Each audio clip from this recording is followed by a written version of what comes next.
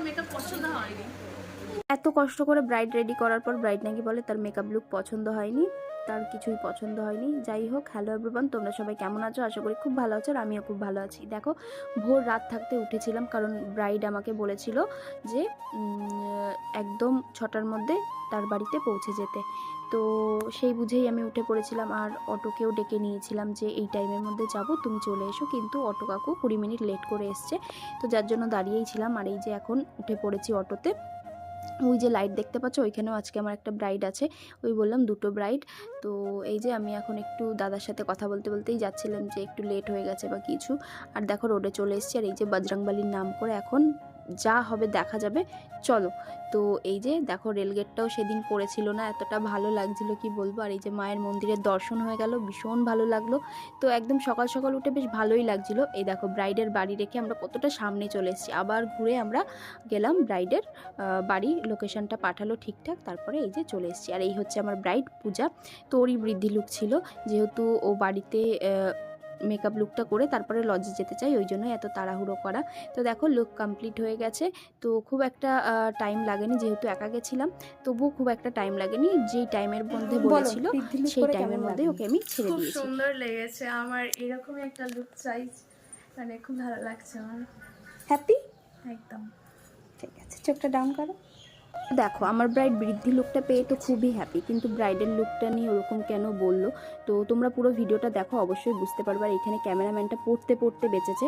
যাই হোক, ওই লোকেশন থেকে বেরিয়ে আমি বাড়ি এসে স্নান টান করে খেয়ে দিয়ে এখন আমার যে ফার্স্ট ব্রাইড তার লোকেশানে চলে এসেছি। এ দেখো, আমার টাইম দেওয়া ছিল 1:30, তো সেইভাবেই ও বলেছিল যে হ্যাঁ, কিন্তু একটু লেট করে ফেলেছিল, ওই বসতে বসতে 2টোই বেজে গেছিলো। দেখো, তখন ওর গায়ে হলুদ কিছু হয়নি, তো গিয়ে আমরা একটু বসেই ছিলাম, তার মধ্যে ও চলেই এসেছিলো, বেশি একটা লেট করেনি, 2টোর মধ্যেই চলে এসছে। তো যাই হোক, দেখো ওর মেকআপটা আমি শুরু করে দিয়েছি, আর বেস মেকআপ কমপ্লিটই হয়ে গেছে বলতে পারো। আর এখানে দেখো, লাইটের জন্য এক এক সময় এক এক রকম লাগছে, বুঝতেই পারো যে লাইটের প্রবলেম হয়। তো এই যে ওর বেস মেকআপটা প্রায় কমপ্লিট, এখন আমি করব আই মেকআপ, আর আইব্রোটাও করে নিচ্ছিলাম। আর যেহেতু ও একটু লেট ছিল, সেই জন্য আমি ফুল কমপ্লিট করে আসতে পারিনি। একটু মানে টাইম পেলেই, আধ ঘন্টা টাইম পেলেই আমি ওকে ফুল রেডি করে আসতে পারতাম। তবে ও যেহেতু আগেই 30 মিনিট লেট করেছিল, ওই জন্য একটু প্রবলেমটা হয়েছে। তো দেখো, এখানে কলকা চলছে, আর আমি হেয়ারটা কিছুটা করে এসেছিলাম, ফিনিশিং কিছু দিতে পারিনি। ওখানে আমার একটা অ্যাসিস্ট্যান্ট ছিল যে বাকিটা করেছে। তো সেই ফটো ভিডিও তো আমি আর কিছু নিতে পারিনি, তবে ওকে বলেছি ও পরে ফটো ভিডিও কিছু পেলে আমাকে সেন্ড করতে, তো অবশ্যই সেগুলো তোমাদের সাথে শেয়ার করবো। আর এইটুকুনি করে আমি ওখান থেকে বেরিয়ে চলে এসেছিলাম। দেন এই যে আমাদের সেকেন্ড লোকেশানে যাচ্ছিলাম।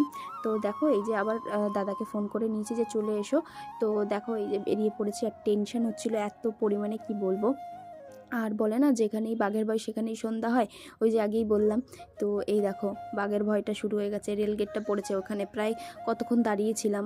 তো যদিও প্রবলেম কিছু হয়নি পরে, কারণ তখনও গিয়ে দেখি ব্রাইডের কিছু একটা রিচুয়ালস হচ্ছিলো, যার জন্য প্রবলেম কিছু হয়নি। তো দেখো, এই যে আবার মাকে প্রণাম করে চললাম ব্রাইডের লোকেশানে। এই যে চলে এসেছি ব্রাইডের লোকেশানে, আর এই হচ্ছে ব্রাইডের ভেনু। তো চলো এখন তাহলে যাওয়া যাক। আর কি বলবো, এখান থেকে যে সিঁড়িটা, বাপরে বাপ, ট্রলিটা নিয়ে উঠতে আমার যেন কোমরটাই ভেঙে যাচ্ছিল, এতটা উঁচু সিঁড়িটা। আর মানে কি বলবো, সিঁড়িটাই ভালো না। তো দেখো, এই দেখো সিঁড়িটা, তো এই যে সাজিয়েছিল খুব সুন্দর। আর এখানে দেখো, ব্রাইডের কিছু একটা রিচুয়ালস হচ্ছিল, আর এখানে ফটো তুলছিল। তারপরে দেখো, এই যে এখন আমরা চলে যাচ্ছি ব্রাইডের যে ঘরে সাজবে আর কি, সেই ঘরে। তো দেখো, এই যে আমি আগে থেকে একটা অ্যাসিস্ট্যান্ট পাঠিয়ে দিয়েছিলাম, যে গিয়ে ব্রাইডের ক্রিম্পিংটা করে রেখেছিল, আর গিয়ে আমি শাড়ি ড্র্যাপিংটা করি, দেন এই যে মেকআপ শুরু করে দিই। আর তো এইবারই বুঝতে পারবে যে ব্রাইড কি বলেছে না বলেছে। তো এখানে ঘরে অনেকেই বসেছিল, যেহেতু একটাই রুম ছিল, প্রবলেম হচ্ছিল, ওই জন্য কিছু করারও ছিল না আমাদের। তো এই যে ব্রাইডকে এখন রেডি করতে শুরু করে দিয়েছি। তো একটা জিনিস সিমিলার পাবে যে আমার 2টো ব্রাইডই আজকে রাধা কলকা চেয়েছে, ওরাই বলেছে যে আমাদের এইরকম সাবেকি ব্যাপারটা যেন থাকে। তো আমিও ভীষণ, তো এবার দেখতে পাবে ওখানে ওর রিয়াকশন বা আশেপাশে যারা ছিল তাদের কি এরকম কি রিয়াকশন হচ্ছে। সুন্দর লাগছে। Thank you. যাক, তুমি এই কথাটা বলতে আমি ভীষণ খুশি হয়েছি। ভালো লাগছে, ঠিক আছে। আমার মেকআপ পছন্দ হয়নি। পছন্দ হয়নি? অনেক ভালো লাগছে দেখতে, জানো তো। মনে হচ্ছে কি সারাক্ষণ আমি দেখেই যাই নিজেকে। ওই জন্য আমি আয়নার সামনে বসে এত বলছি তোমাদের সরো আর আমাকে আয়নার সামনে বসাও। অনেক ভালো লাগছে দেখতে, আমি দেখেই যাচ্ছি নিজেকে। আমার না গজ দাঁত থাকলে অনেক ভালো লাগতো। এই তোমরা গজ দাঁত লাগাতে পারো না?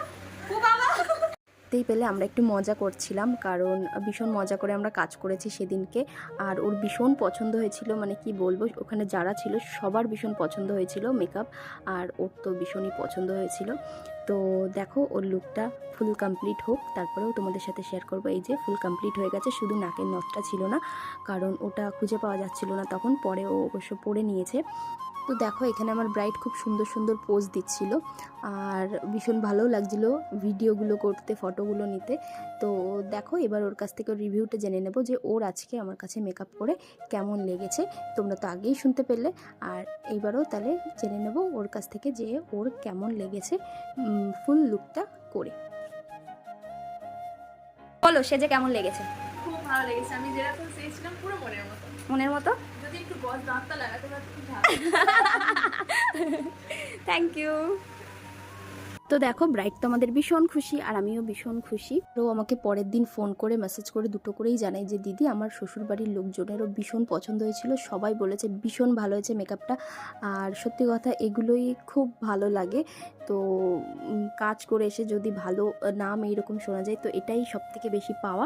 তো চলো আজকের মতো তাহলে ভিডিওটা এখানেই এন্ড করছি, দেখাবো একটা নেক্সট ভিডিওতে। তো সবাই ভালো থেকো, সুস্থ থেকো। আর এই দেখো এই যে আমরা এখন বাড়ি যাচ্ছি, কি অন্ধকার। তো টাটা।